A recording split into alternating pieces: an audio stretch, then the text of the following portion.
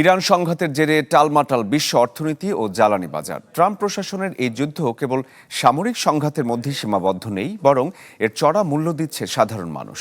বিশ্বজুড়ে জ্বালানি তেলের দাম আকাশচুম্বী হওয়ার পাশাপাশি প্রতিটি মার্কিন পরিবারের ওপর বাড়ছে ঋণের বোঝা। একদিকে যেমন হাজারো বেসামরিক মানুষের প্রাণহানি ঘটছে, অন্যদিকে এই অস্থিতিশীলতার সুযোগে ভূ রাজনৈতিক ফায়দা লুটছে রাশিয়া ও চীনের মতো দেশগুলো।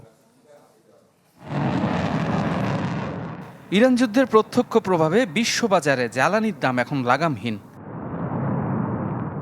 তথ্য বিশ্লেষণে দেখা যায়, পেট্রোল ও ডিজেলের দাম যুদ্ধের আগের তুলনায় 30% বৃদ্ধি পেয়েছে। অপরিশোধিত তেলের দাম 17% বেশি বাড়লেও প্রাকৃতিক গ্যাসের দাম বেড়েছে রেকর্ড 67%।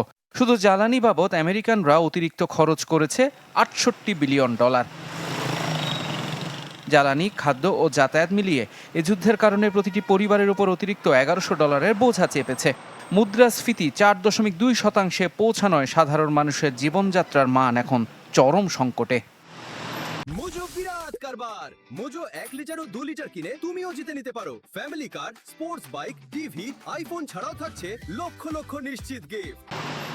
সামরিক ক্ষেত্রেও ক্ষয়ক্ষতির চিত্র ভয়াবহ।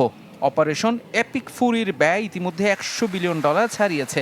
পেন্টাগন আগামী অর্থ বছরের জন্য $114 বিলিয়ন বিশাল বাজেট দাবি করেছে শুধু সমরাস্ত্র মজুত ঠিক রাখতে। এই পরিস্থিতির ভূ রাজনৈতিক ফায়দা তুলছে রাশিয়া ও চীন। তেলের উপরে নিষেধাজ্ঞা শিথিল হওয়ায় শুধু মে মাসে রাশিয়া বাড়তি $2.5 বিলিয়ন আয় করেছে। সব মিলিয়ে যুদ্ধ বিশ্বকে এক গভীর অনিশ্চয়তার দিকে ঠেলে দিয়েছে। ইফতেখার আলম, চ্যানেল 24।